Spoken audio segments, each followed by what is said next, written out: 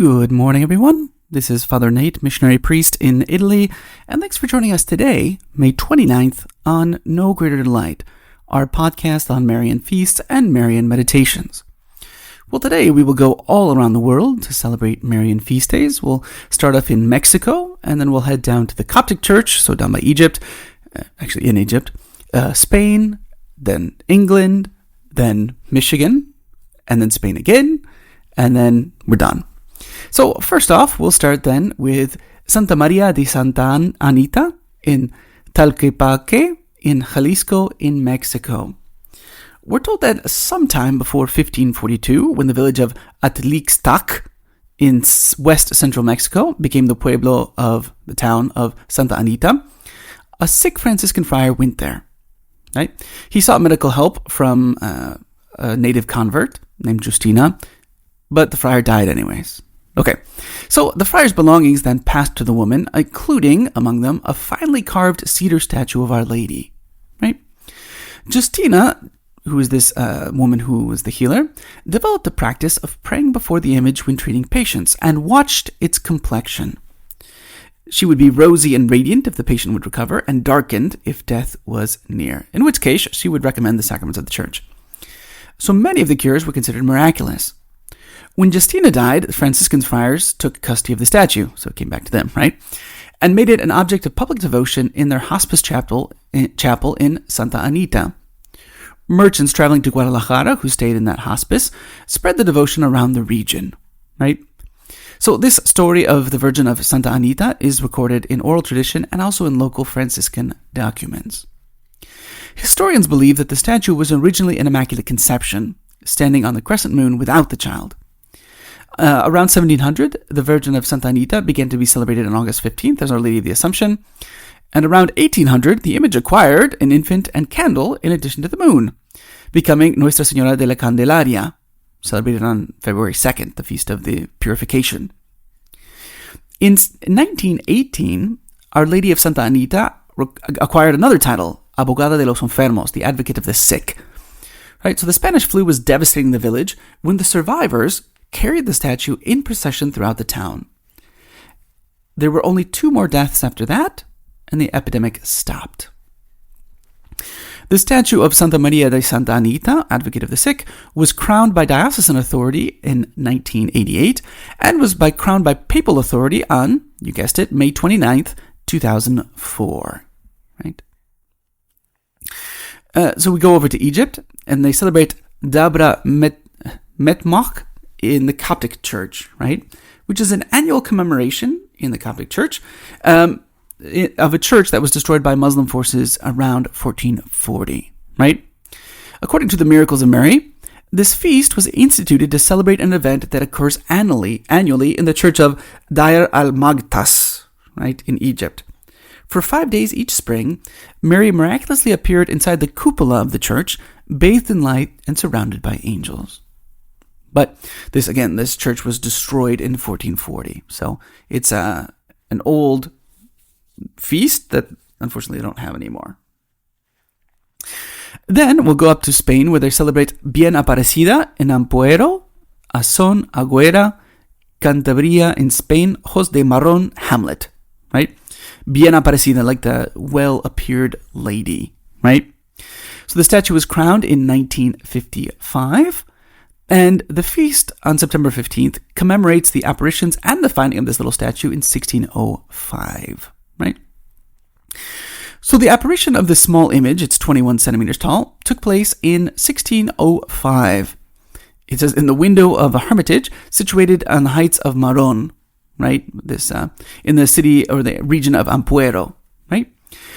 From 1905, she was named the patroness of the diocese in the region, and was canonically crowned by the Bishop of Cantabria in 1955, right? La Virgen de la Bien Aparecida is also the patroness of the Diocese of Santander and the community of Cantabria since 1905, when Pope Pius X declared her the patroness. Right? Again, what this has to do exactly with May 28th, I don't know. I assume that's probably when she was crowned. Then we go to Cornwall, England, in the United Kingdom, where they celebrate Our Lady in the Park in Liskeard, right? This in 1979, the first pilgrimage took place since the Reformation, and the site was, it says, rehallowed. I think that means reconsecrated. So from the earliest days of Christianity in Cornwall, Our Lady was revealed in Liskeard under the name of Our Lady of the Park. A shrine to her had been established over a well in a valley below the town, close to a tributary of the East Lou River. Actually, it became, they built a bigger chapel, and it soon became a flourishing pilgrimage place. And it seems to have even been well established in April of 1266, when Richard, Earl of Cornwall and the King of the Romans, granted an annual fair on the eve, feast, and morrow of the Assumption to the town. Right? So many people were there, and it's claimed even that they were baptized there. There's an old baptistry, you can see the remains of it. And so what happened? Well, following the Reformation, just like many traditional places of pilgrimage, the shrine was destroyed, and little was left to even show that it existed, right? If you read the parochial history of the County of Cornwall from 1870, that text, it says, "The chapel of Our Lady in the Park of Liskeard is often mentioned in the records of the see, and appears to have been very often frequented by devotees." Okay. So, in the 1970s, Dr. Margaret Pollard uncovered much evidence to suggest that pilgrimages once centered on Lady Park. She felt that it was Our Lady's will to take me back to Liskeard, and she set about trying to promote the shrine, which had been suppressed since the Reformation, by re-establishing the pilgrimage of an ecumenical nature and dedicating the shrine of Our Lady of the Park for unity. So, in 1979, she organized the first modern pilgrimage to Lady Park, and it took place, yep, you guessed it, on May 29th, 1979. Now we're going to cross the ocean again and go to Assumption Grotto in Detroit, Michigan. Represent. So the Lourdes Grotto behind Assumption Church was dedicated in 1881, right? So the Lourdes Shrine at the Assumption Grotto is the oldest outdoor Marian shrine in Michigan and was formally dedicated on, you guessed it, May 29th, 1881. 1 year later, Pope Leo XIII signed a proclamation authorizing the Detroit Shrine for devotions and granted partial and plenary indulgences for all who visited the shrine at Assumption Grotto Church and prayed for the propagation of the faith, right? It's very beautiful. Then we will jump finally to Spain, to La Virgen del Rejoyo in Villanueva del Aseral, Ávila, Castilla y León in Spain, right? So in this place, in Villanueva del Aseral, there was a fountain and some places where for washing, right? Where it says that once Our Lady appeared to a shepherd who had found himself in one of these like whirlpools, right? This is this image. It's a statue, right? Found her in one of the right, these little whirlpools, right? It's a very small image with the child Jesus, and she's entirely covered with a mantle, right? And the historian Gomez Moreno says, who knew it in the year 1900, described it as the Virgin with child, fully vested, and it seems to be Gothic, right? So anyways, it's very interesting. They have songs and great devotion to this image, right? There's a whole song here that's my collaborator has written down for me, but I'm not going to subject you to that song or my singing. So that is what we are celebrating today in the Marian world on May 29th. For today's Marian meditation, taken from the book by Father Ildefonso Villar, we start meditation 75, entitled The Death of Mary. Now, it's interesting because obviously Father Ildefonso presents this as just very much a fact that Mary died. The church itself is actually very kind of open on the topic. The Eastern tradition tends to prefer to speak of Mary's dormition, or falling asleep, whereas in the West, they often talk about Mary's death. In any event, here, Father Ildefonso, in the first point, the reality of her death, will give some of the reasons why they speak of Mary's death. Although not bound by the law of death, Mary truly died. Death being the punishment of sin, in Mary's case, it could not have been so, for she had not contracted even original sin. Neither had she any actual or the slightest stain, or even the most insignificant imperfection ever soiled her. However, God wanted her to die so that she should, in this manner, imitate her Son, who also underwent death, that she might have her merits increased by going through that terrible and hateful humiliation, never deserved by her, and above all that her death might be an example and consolation for us at the moment of our death.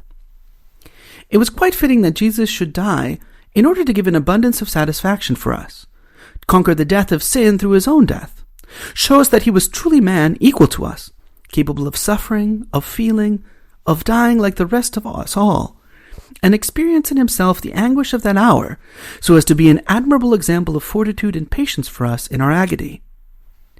If it was then so fitting for Christ to die, would it not also be so for his mother? If the Redeemer dies, should not also the co-redemptrix die?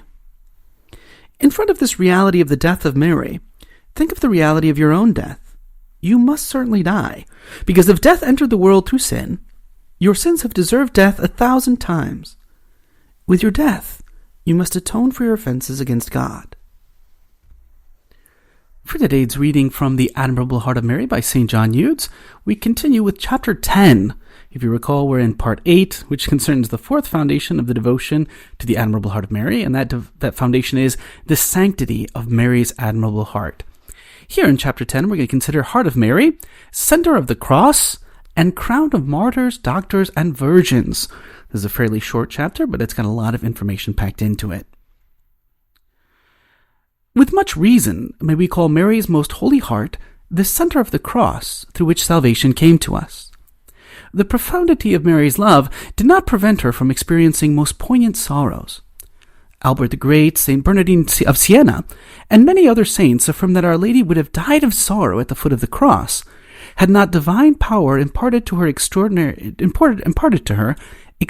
strength as she shared the passion of her beloved Son. Hence the fathers of the Church consider her to have been in truth a martyr and more. Many doctors boldly proclaim that Mary suffered more than the combined sufferings of all martyrs.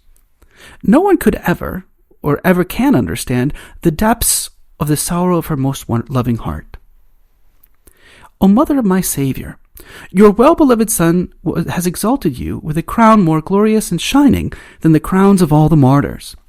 Not only have you suffered more than they, therefore making your sorrows more glorious, but also the holy martyrs have revered and honored you as their queen and their mother, through whose intercession they have obtained the grace to merit the palm and eternal crown of martyrdom. They lay their glorious crowns at your feet, O Mary, for to you, after God and your divine Son, they owe their triumph and everlasting bliss.